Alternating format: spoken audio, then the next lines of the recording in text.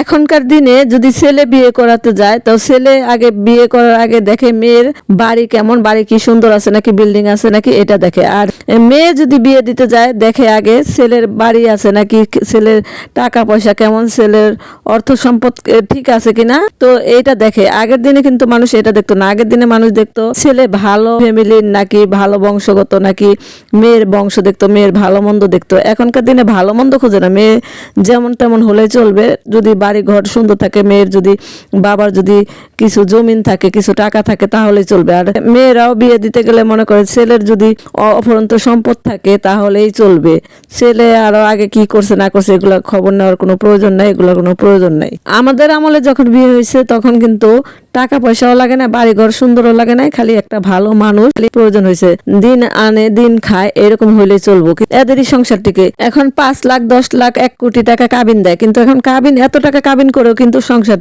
টিকে না। তাই বলি কি, বাড়ি ঘর না দেখে টাকা পয়সা না দেখে শুধু দেখেন ভালো মানুষ কিনা, ভালো মানুষ দেখে মেয়ে বিয়ে দেন, ছেলে বিয়ে করান। তাই বাড়ি গাড়ি নয়, টাকা পয়সা নয়, ভালো মানুষ খুঁজি, ভালো মানুষ ভালো ছেলে ভালো মেয়ের সাথে বিয়ে